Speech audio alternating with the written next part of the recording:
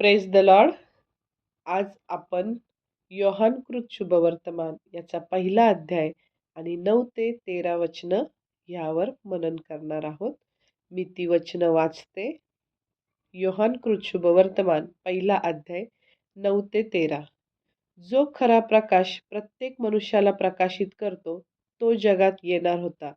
तो जगात होता व जग त्याच्याद्वारे झाले, तरी जगाने त्याला ओळखले नाही. जे त्याचे स्वतःचे त्याकडे तो आला, तरी त्याच्या स्वकीयांनी त्याचा स्वीकार केला नाही. परंतु जितक्यांनी त्याचा स्वीकार केला तितक्यांना, म्हणजे त्याच्या नावावर विश्वास ठेवणाऱ्यांना, त्याने देवाची मुले होण्याचा अधिकार दिला. त्यांचा जन्म रक्त अथवा देहाची इच्छा अथवा मनुष्याची इच्छा ह्यापासून झाला नाही, तर देवापासून झाला. आमेन. तर इथं आपल्याला 9व्या वचनात कळतं की जो खरा प्रकाश प्रत्येक मनुष्याला प्रकाशित करतो तो जगात येणार होता. म्हणजे कोण? येशू ख्रिस्त. इथं आपल्याला जे सांगितलेलं आहे ते येशूविषयी सांगितलेलं. खरा प्रकाश कोण? येशू. आणि मग बाप्तिस्मा करणाऱ्या योहानाने पण ह्या प्रकाशाविषयी काय केली? साक्ष दिली. म्हणजे ख्रिस्त मसीहा आता लवकरच येणार आहे असं त्याने सगळ्या लोकांना सांगितलं. आणि आपण मागच्याच वेळेस योहानाबद्दल बघितलं, तर आपण बघितलं तर सर्व यहुदी संदेष्टांमध्ये योहानासारखा दुसरा अतिथोर, समर्थ, सामर्थ्यशाली, पवित्र आत्म्याने भरलेला असा संदेष्टा झाला नाही. मत्ती 11:11 मध्ये लिहिलेलं आहे ते. तर मग तर एवढा मोठा संदेष्टा, त्याला थोर म्हटलं आहे, तर तो म्हणतोय स्वतः की मला तरीही त्याच्या मागून येणाऱ्याच्या, म्हणजे येशूच्या पायतानाचा बंद लावून सोडण्याची देखील माझी पात्रता नाही, असं योहान इथे म्हणतो.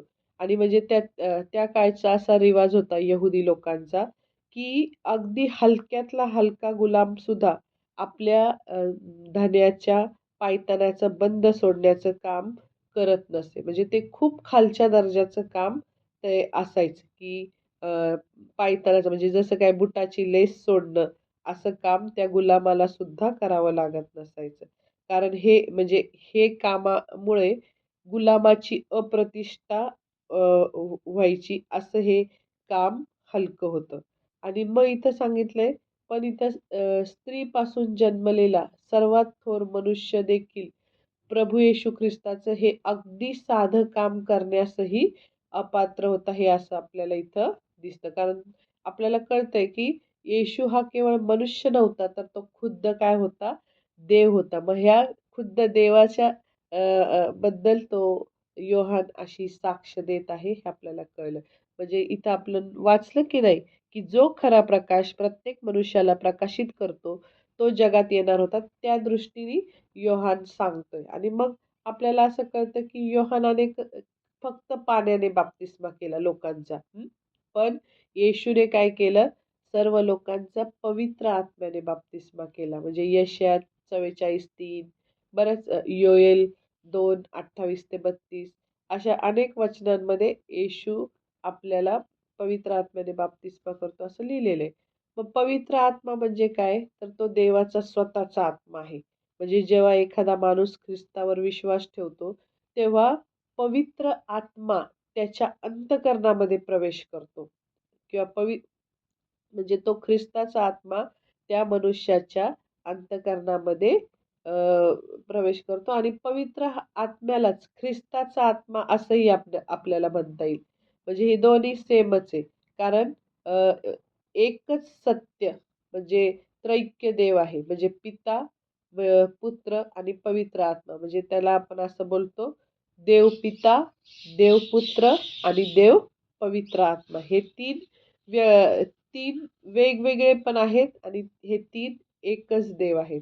मग आता जेव्हा एखादा व्यक्ती येशूचा स्वीकार करतो आणि मग प्रभू येशू ख्रिस्त म्हणजे पवित्र आत्म्याच्या रूपाने त्या व्यक्तीच्या जीवनात येतो. म्हणजे प्रगटीकरण 3:20 मध्ये आपण वाचतो, येशू म्हणतो, पहा मी दाराशी उभा आहे व दार ठोकीत आहे. जर कोणी माझी वाणी ऐकून दार उघडील, तर मी त्याच्याजवळ आत जाईन व त्याच्याबरोबर जेवीन आणि तो माझ्याबरोबर जेवीन. म्हणजे इथं काय? येशू आपल्या अंतःकरणात येतो. ज्यावेळेस आपण काय करू, येशूचा स्वीकार करू त्यावेळेस. आणि मग ज्यावेळेस आपण स्वीकार करू, तेव्हा पवित्र आत्मा आपल्यामध्ये येतो आणि आपल्याला तो परिपूर्ण करतो. म्हणजे ज्या व्यक्तीने त्याचा स्वीकार केला आहे, त्या व्यक्तीला तो काय करतो, परिपूर्ण करतो आणि त्या त्या अशा प्रकारे त्या मनुष्याचा नवीन जन्म होतो. योहान 3:5 मध्ये आपण वाचू. येशूने उत्तर दिले की, मी तुम्हाला खचित सांगतो, पाण्यापासून व आत्म्यापासून जन्म घेतल्या वाचून कोणीही देवाच्या राज्यात प्रवेश करू शकत नाही. म्हणजे इथं आपल्याला येशूने हे सांगितलेलं आहे की पाण्यापासून व आत्म्यापासून जन्म घेतला तरच देवाच्या राज्यात आपल्याला जाता येईल, असं इथं आपल्याला सांगितलेलं आहे. मग ह्याचा अर्थ काय बरं? तर पाणी हे शुद्धतेचं आणि बाप्तिस्म्याचं चिन्ह आहे. म्हणजे बाप्तिस्मा हे आमची पापं धुवून गेल्याचं चिन्ह आहे. पण मनुष्याची पापं धुवून जाण्यासाठी सगळ्यात आधी त्याने काय केलं पाहिजे? पश्चाताप. जर पश्चाताप केला नाही तर पापं धुतली जातील का? नाही. तर मनुष्याची पापं धुवून जाण्यासाठी पहिलं पश्चाताप करणं जरुरीचं आहे आणि याच कारणाने बाप्तिस्मा करणारा योहान आणि येशू या दोघांनी सुद्धा पापांच्या क्षमेसाठी पश्चातापाचा बाप्तिस्मा करा अशी घोषणा केली. म्हणजे पश्चाताप करा, स्वर्गाचे राज्य जवळ आले आहे, अशी घोषणा ह्या दोघांनी पण काय केली? सतत केली. आपण बघतो की पश्चातापाच्या बाप्तिस्म्याची घोषणा करत बाप्तिस्मा करणारा योहान प्रगट झाला आणि तो काय कसं तारणकर्ता म्हणून येशूचा स्वीकार करण्यापूर्वी मनुष्याने सर्वप्रथम आपण पापी आहोत हे ओळखलं पाहिजे. कारण जर आपण पापी नाहीये असं एखादा माणूस म्हटला तर तो पश्चाताप करू शकत नाही. म्हणून मनुष्याने सर्वप्रथम आपण पापी आहोत हे ओळखलं पाहिजे आणि मग त्याने आपल्या पापांचा पश्चाताप केला पाहिजे आणि देवाच्या दृष्टीने आपण पापी आहोत अ, असं स्वतःला न मानणारा मनुष्य मला तारणाऱ्याची गरज नाही असं म्हणतो. पण इथं आपल्याला माहित आहे रोम 3:9 आणि 10 मध्ये लिहिलेलं आहे, की प्रत्येक मनुष्य पापी आहे आणि प्रत्येक मनुष्याला तारणाची गरज आहे. म्हणून योहानाने सर्वच लोकांना असं नाही, की हे धार्मिक आहेत ह्यांना काही गरज नाही असं नाही. सर्वच लोकांना कंटिन्यू तो सांगत होता योहान, की प्रत्येक माणसाला तारणाऱ्याची गरज आहे आणि पश्चातापाची गरज आहे. म्हणून तो कंटिन्यू सगळ्यांना सांगत होता. सर्वच लोकांना पश्चाताप करा. स्वर्गाचे राज्य जवळ आलं आहे. आपल्या पापांची कबुली करा, माघारी वळा, पश्चाताप करा, स्वर्गाचं राज्य जवळ आलं आहे, असं कंटिन्यू तो सांगत होता. हे आपण बघितलं आणि मग स्वतः प्रभू येशूनी सुद्धा हाच संदेश दिला. म्हणजे तो त्याच्या आधी आला योहान येशूच्या आधी आणि त्याने तो संदेश दिला आणि नंतर प्रभू येशूने सुद्धा हाच संदेश दिला, की पश्चाताप करा आणि मग आपण बघितलं, की पश्चाताप करणाऱ्या लोकांचा योहान पाण्याने बाप्तिस्मा करायचा आणि ह्याच्यावरून त्यांना त्यांची पापे धुतली गेली आहेत, अशी त्यांचं हे चिन्ह दिसायचं. या चिन्हावरून त्यांना क्षमा मिळाली आहे. ते पापापासून शुद्ध झाले आहेत, असं इथं कळतं. आणि मग आपण इथं वाचलं आत्ता वचन थोड्या वेळापूर्वी, की पाण्या वाचून व आत्म्या वाचून जन्म घेतल्यापासून वाचून कोणालाही देवाच्या राज्यात प्रवेश करता येणार नाही. म्हणजे इथं काय सांगितलं येशूने आपल्याला, की जर आपण पाण्यापासून व आत्म्यापासून जन्म घेतला, तरच आपल्याला देवाच्या राज्यात जाता येईल. म्हणजे इथं आपण बघितलं, की पाणी हे शुद्धतेचं आणि मनुष्यासमोर असं पण एक वचन आहे, की जो कोणी मनुष्यासमोर मला स्वीकारेल, त्याला मीही माझ्या स्वर्गातील पित्यासमोर स्वीकारेल. म्हणजे जो कोणी आपण पाण्याचा बाप्तिस्मा घेतो, ते म्हणजे सगळ्या लोकांसमोर आपण आपलं हे अ, प्र चिन्ह बाप्तिस्मा घेतो. हे मनुष्यासमोर आपण येशूला स्वीकारतो. हे एक बाह्य चिन्ह आहे. पण मग पाण्याने बाप्तिस्मा करणे म्हणजे आपला जुना पापी स्वभाव मरणे असाही होतो, की आपला जुना पापी स्वभाव मेल्याशिवाय आम्हाला नवीन स्वभाव मिळणार नाही. हं. आणि मग म्हणून आपल्याला पुन्हा नव्याने जन्मायचं असेल तर पहिलं आपल्याला धुतलं जाणं आवश्यक आहे. म्हणजे बाप्तिस्मा होणं, शुद्धीकरण होणं आपलं आवश्यक आहे. आणि जेव्हा जुना पापी स्वभाव मेला की मग आत्म्याने आपण काय करतो? नव्याने जन्मतो. ही पुढच्या टप्प्याची तयारी होईल. आधी पाण्याने घ्यायचा, मग आपण आत्म्याने पुन्हा नवीन आपला जन्म होतो, असं इथं सांगितलंय. तर हा आत्मा कुणाचा आहे? तर हा देवाचा पवित्र आत्मा आहे. त्याच्याच पुढं आपण असं बघू शकतो, की पवित्र आत्मा मिळण्याबद्दल कुठलं वचन आहे. तर इथं आपण बघू, योहान 14:15-16 वाचू. की योहान 15 मध्ये असं लिहिलेलं आहे, माझ्यावर तुमची प्रीती असली तर तुम्ही माझ्या आज्ञा पाळाल. मग मी पित्याला विनंती करीन, मग तो तुम्हाला दुसरा कैवारी म्हणजे सत्याचा आत्मा देईल, अशासाठी की त्याने तुम्हाबरोबर सदा सर्वदा राहावे. आमेन. तर मग इथं असं आपल्याला लक्षात येतं, की आम्ही ख्रिस्तावर प्रीती केली आणि त्याच्या आज्ञा पाळल्या, तर तो आम्हाला दुसरा कैवारी पाठवून देईल. आणि हा दुसरा कैवारी म्हणजे कोण? की तो सत्याचा आत्मा, पवित्र आत्मा. मग जे ख्रिस्तावर प्रीती करतात, त्याच्या आज्ञा पाळतात, त्यांनाच तो पवित्र आत्मा काय करतो?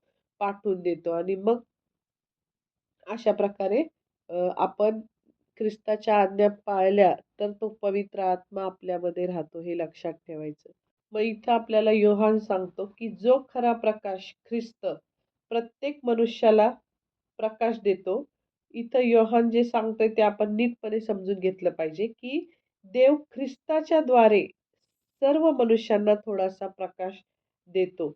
म्हणजे देव वाईटांवर व चांगल्यांवर आपला म्हणजे सूर्य उगवतो. अनीतिमान व नीतिमानांवर पण पाऊस पडतो. आपल्याला माहिती आहे ते वचन मत्ते 5:45 मध्ये. तसंच पौल म्हणतो, की देवाने स्वतः विरहित राहू दिले नाही. आकाशापासून पर्जन्य, फलदायक ऋतू दिले आणि अन्नाने व हर्षाने तुम्हास मन भरून तृप्त केले. हे पण आपण वाचतो. तर म्हणजे आपल्याला हे कळतं, की सृष्टीच्या निर्मितीपासून त्याच्या अदृश्य गोष्टी म्हणजे त्याचं सनातन सामर्थ्य, देवपण हे निर्मिलेल्या पदार्थावरून ज्ञात होऊन स्पष्ट दिसत आहे. आपल्याला हे दिसतं रोम 21 मध्ये लिहिलेलं आहे ते. तर मग यावरून हे स्पष्टच होतं, की खुद्द सृष्टी आणि देवाचे सर्व स्वाभाविक आशीर्वाद देवाची साक्ष देतात आणि त्याच्यातून थोडाफार सर्वच मनुष्यांना थोडाफार प्रकाश, थोडीफार बुद्धी, थोडीफार समज देतात ते. आणि मग बहुतेक मनुष्यांना पूर्ण प्रकाश मिळत नाही.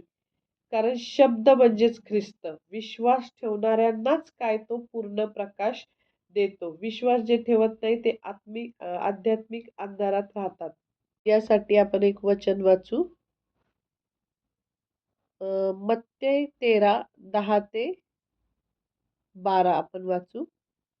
मग शिष्य जवळ येऊन त्याला म्हणाले, आपण त्यांच्याबरोबर दाखल्यांनी का बोलता? त्याने त्यास उत्तर दिले, स्वर्गाच्या राज्याची रहस्ये जाणण्याचे दान तुम्हास दिलेले आहे, परंतु त्यांना दिलेले नाही. कारण ज्या कोणाजवळ आहे त्याला दिले जाईल व त्याला भरपूर होईल. परंतु ज्या कोणाजवळ नाही त्याचे जे असेल ते देखील त्याच्यापासून काढून घेतले जाईल. मग इथं काय सांगितलेलं आहे, की स्वर्गाच्या राज्याची रहस्य जाणण्याचं दान तुम्हाला दिलेलं आहे. म्हणजे तुम्हाला म्हणजे कुणाला?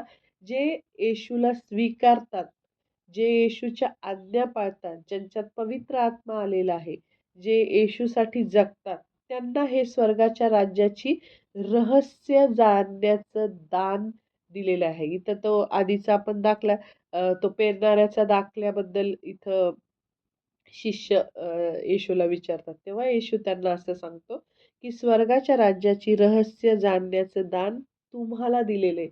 म्हणजे जे पवित्र आत्म्याने भरलेले आहेत, जे येशूवर विश्वास ठेवतात, ज्याला म्हणजे जे त्याच्या आज्ञेप्रमाणे चालतात, त्यांना ही रहस्य खोलली जातात. पण जे विश्वास ठेवत नाहीत, त्यांच्यासाठी हे रहस्य जाणण्याचं म्हणजे त्यांना ही रहस्य समजणारच नाही, असं इथं लिहिलेलं आहे. मग जे ख्रिस्ताचं ऐकत नाही, जे त्या प्रकाशाला नाकारतात, म्हणजे आपल्याला इथं आपण त्याविषयी बघत आहोत. म्हणजे जे त्या प्रकाशाला नाकारतात, प्रकाशाकडे पाठ फिरवतात, म्हणजेच ख्रिस्ताला नाकारतात, ख्रिस्ताचं ऐकत नाही, त्या लोकांना जीवन दिसणार नाही, असं इथं लिहिलेलं आहे. आणि मग सर्वांनी विश्वास ठेवावे यासाठीच येशू जगात आला. हां. आणि मग येशू हा देवाचा पुत्र ख्रिस्त आहे असा आपण विश्वास ठेवावा, म्हणून तो इथं आलेला आहे ना. आणि येशूवर विश्वास ठेवून त्याच्या नावाने आपल्याला जीवन प्राप्त व्हावे, याच कारणाने म्हणजे येशू इथं जगात आलेला आहे. मग आता इथं आपण 10व्या वचनात बघतो, की तो जगात होता व जग त्याच्याद्वारे झाले, तरी जगाने त्याला ओळखले नाही. म्हणजे आता आपल्याला माहिती आहे, की तो जगात होता व जग त्याच्याद्वारे झाले. आपण उत्पत्तीमध्ये बघितले, की तो पहिल्या अध्यायातच बघितलं, की तो प्रत्येक सृष्टीची निर्मिती करताना देवाबरोबर होता. देव जो पिता, देव जो पुत्र आणि देव जो पवित्र आत्मा. ज्यावेळेस सृष्टीची निर्मिती झाली, प्रत्येक वेळेस येशू ख्रिस्त ह्या त्या ठिकाणी उपस्थित होता. तर मग तो ह्या जगामध्ये होता, आहे. तो ह्या जगामध्ये कुमारी मरियेच्या द्वारे आला, तरी जगाने त्याला ओळखलं नाही. हां, म्हणजे बहुतेक लोकांनी येशू हा मसीहा आहे, ख्रिस्त आहे, यावर विश्वासच ठेवला नाही. उलट ते म्हणायला लागले, तो गुन्हेगार आहे, तो आज्ञा मोडतो, तो देवाची निंदा करतो, असं त्यांनी त्याला म्हणजे त्याच्यावर आरोप ठेवून त्याला काय केलं, दोषी ठरवलं आणि त्याला ठार मारलं. आणि कैवारी कोण आहे? पवित्र आत्मा म्हणजे ख्रिस्ताचाच आत्मा. मग देव आणि ख्रिस्त हे स्वर्गामध्ये आहेत. नीट लक्षात घ्या. देव जो पिता आणि देव जो पुत्र जो पृथ्वीवर आला होता मरियेच्या पोटी, तो ते दोघं स्वर्गात आहेत. परंतु जो पवित्र आत्मा आहे, देव जो आत्मा जो पवित्र आत्मा आहे, तो आत्ता इथं पृथ्वीवर आपल्याबरोबर आहे. तो स्वर्गात नाहीये. तो आपल्या मदतीसाठी येशूने जाताना देऊन गेलेला आहे. पवित्र आत्मा आत्ता आमच्या आतमध्ये राहतो. हं. अ, आप म्हणजे आमचं सर्व आध्यात्मिक ज्ञान, आपली सर्व आध्यात्मिक शक्ती, आमचा आध्यात्मिक आनंद, शांती, प्रीती हे सगळं आपल्याला पवित्र आत्म्यापासून मिळतं. गलती 5:22-23 मध्ये आपण बघतो, की नवा जीवन हे आपलं नवं जीवन, आपलं नवीन आध्यात्मिक जीवन हेही पवित्र आत्म्यापासूनच येतं. आणि मग पवित्र देवाची 3 रूपं आहेत. मगाशीच सांगितलं ना, पिता, पुत्र आणि पवित्र आत्मा. आणि मग इथं हे देवाचं पवित्र आत्म्याचं हे एक रूप पृथ्वीवर आपल्यासोबत, आपल्याबरोबर सतत राहतो तो पवित्र आत्मा आणि आपल्या जीवनाला तो स्पर्श करतो. आपल्या जीवनात तो प्रवेश करतो आणि म्हणजे देवपिता अदृश्य आहे. देवपुत्र म्हणजे प्रभू येशू ख्रिस्त पुन्हा स्वर्गात गेला. पण हा देव पवित्र आत्मा इथं आपल्या विश्वासणाऱ्यांबरोबर आहे. आपल्याला रहस्य खोलून तो सांगतो. आपल्याला आता सांगितलं ना वचन, की येशू म्हणतो, की देवाच्या राज्याचं रहस्य जाणण्याचं ज्ञान तुम्हाला दिलेलं आहे विश्वासणाऱ्यांना आणि इतरांना ते दिलेलं नाहीये. मग विश्वासणाऱ्यांबरोबर हा पवित्र आत्मा सदोदित आमच्याबरोबर काय असतो? राहतो, आमच्याबरोबर असतो. आणि मग येशूनी काय केलं? आपल्या मृत्यूनंतर स्वतःची जागा घेण्यासाठी पवित्र आत्मा पाठवला. म्हणजे येशूचा ज्यावेळेस मृत्यू झाला, मग तो पुनरुत्थित झाला आणि त्यानंतर आपण बघितलं, की तो जेव्हा वर-वर घेतला गेला, स्वर्गारोहण झालं त्याचं, तेव्हा मग त्याने शिष्यांना असं अनाथ असं सोडलं नाही. शिष्य एकदम कावरे-बावरे झाले नाही का, की ते आता कसं करायचं? कसं हे राज्य वाढवायचं? ख्रिस्ताचं राज्य ख्रिस्ताने जे सांगितलेलं आहे, ते कसं संपूर्ण जगात घेऊन जायचं? ह्यासाठी ते अशक्त होते, भित्रे होते, नाही का? ते म्हणजे घाबरणारे होते आणि मग येशू त्यांना म्हटला शिष्यांना, "मी तुम्हाला अनाथ असं सोडणार नाही." आणि मग ज्यावेळेस पवित्र आत्मा आला, तेव्हा ते सामर्थ्याने भरले आणि त्यांनी जगाच्या कानाकोपऱ्यात येशूची सुवार्ता काय केली? गाजवली. म्हणजे ख्रिस्त पृथ्वीवर ज्या गोष्टी करत होता, त्याच गोष्टी करण्यासाठी त्याने काय केलेलं आहे?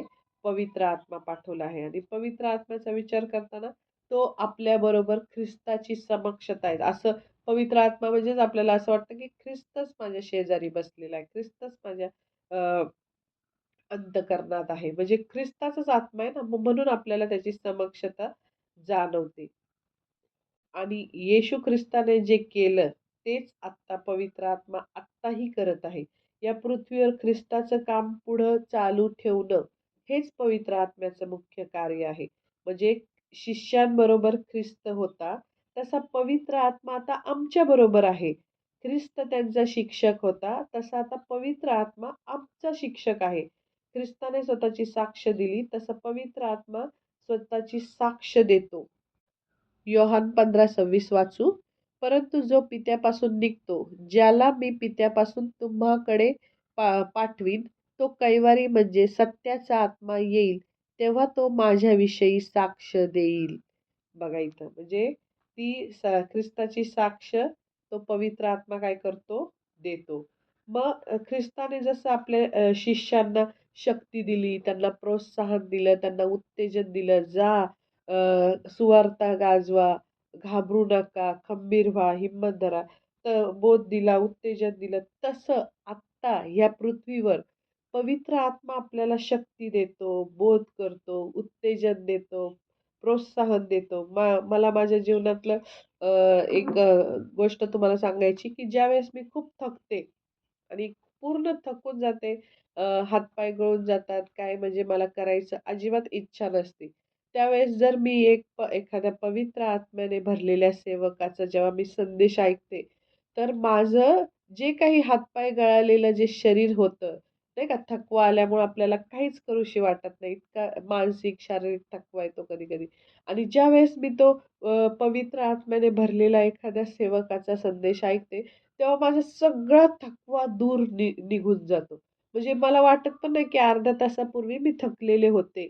म्हणजे नाही का पूर्ण कंटाळलेले होते आणि मी एकदम फ्रेश होते. म्हणजे त्या पवित्र आत्मा माझ्या आत्म्याला उत्तेजन देण्याचं कार्य करतो. हे मला त्याच्यातून लक्षात आलं. नेहमीचा अनुभव आहे माझा हा. म्हणजे आपल्याला इथं कळतं, की ख्रिस्ताने आपल्या शिष्यांसाठी जे केलं, ते पवित्र आत्मा आता आपल्यासाठी करत आहे. ह्या म्हणजे पृथ्वीवर आपल्यासाठी करत आहे आणि मग म्हणून याच कारणाने येशूने पवित्र आत्म्याला दुसरा कैवारी असं म्हटलंय. पहिला कैवारी कोण? येशू ख्रिस्त आणि त्याच्याच जागी, त्याची जागा घेण्यासाठी आता पवित्र आत्मा आलेला आहे. म्हणून त्याला म्हणतात दुसरा कैवारी.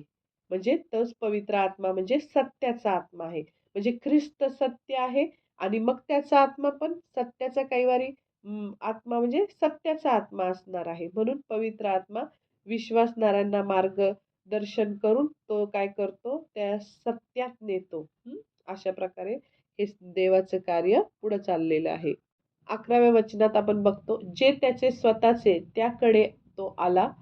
म्हणजे आता आपण बघतो, की जे ख्रिस्ताने स्वतः उत्पन्न केलेलं जग आहे, त्याच जगात म्हणजे तो स्वतःच्या देशात इस्रायलमध्ये आला, त्याच्या स्वतःच्या लोकांकडे आला. तो कोणी परका नव्हता. यहुदी लोकांकडेच आला आणि कारण तो यहुदी होता. असं असून त्यांनी काय केलं? त्याच्या स्वकीयांनी त्याचा स्वीकार केला नाही. म्हणजे जे यहुदी लोक आहेत इस्रायलमधले, त्या लोकांनी त्याचा स्वीकार केला नाही. तर त्यांनी त्याला काय केलं? नाकारलं. खुद्द त्याच्या गावातल्या लोकांनी पण असं केलं. एक आपण अध्यायात वाचतो, की त्यांनी त्याला कडेलोट करून ठार मारण्याचा सुद्धा त्यांनी प्रयत्न केला. आणि शेवटी आपण बघतो, की त्या यहुदी पुढाऱ्यांनी जे शास्त्री पुरुषी धर्माचे ज्ञान असणारे सगळे लोक होते, त्याच पुढाऱ्यांनी कट कारस्थान करून येशूला काय केलं? ठार मारलं. पण इथं आपल्याला असं कळतं, की इथं काय लिहिलंय? योहान 1:12 खूप महत्वाचं वचन आहे, की परंतु जितक्यांनी त्याचा स्वीकार केला, तितक्यांना म्हणजे त्याच्या नावावर विश्वास ठेवणाऱ्यांना त्याने देवाची मुले होण्याचा अधिकार दिला. आमेन. खूप थोड्या लोकांनी त्याचा स्वीकार केला. म्हणजे त्यांनी ख्रिस्तावर विश्वास ठेवला, त्याच्या नावावर विश्वास ठेवला आणि विश्वास ठेवणारे ज्यांनी त्याच्या नावावर विश्वास ठेवला, त्यांना त्याने ख्रिस्ताने म्हणजे येशूने देवाची मुले होण्याचा अधिकार दिला. म्हणजे इथं सांगितलेलं आहे, की देवाने सर्व मनुष्यांना उत्पन्न केलं आहे. देवाने सगळ्या मनुष्यांना उत्पन्न केलं आहे, परंतु सर्वच माणसे त्याची मुलं नाहीयेत. देवाचं मूल होण्याचा अधिकार मिळवण्यासाठी प्रथम आपण येशू ख्रिस्ताच्या नावावर, की त्याच्या पुत्रावर म्हणजे येशू ख्रिस्तावर अ, आपण काय केला पाहिजे? विश्वास ठेवला पाहिजे. आणि ह्या विश्वासाच्या द्वारे येशूला आपल्या अंतःकरणामध्ये स्वीकारलं पाहिजे. आणि ज्यावेळेस आपण त्याला स्वीकारू, त्यावेळेस काय होईल, ज्यावेळेस आपण स्वीकार करतो, मग आपण त्याच्या देवाच्या घरातले, देवाच्या कुटुंबातले असे लोक होतो. आणि मग अजून एक वचन आहे बायबलमध्ये, 1 योहान 3 अध्याय 1 वचन, म्हणजे योहानाचं पहिलं पत्र 3 अध्याय 1 वचन. त्यात असं लिहिलेलं आहे, आपल्याला देवाची मुले हे नाव मिळालेलं आहे. यात पित्याने आपल्याला केवढे प्रीतिदान दिले आहे हे पहा. आणि आपल्याला माहित आहे की पौल अ, हा जो देवाचा मोठा सेवक होता.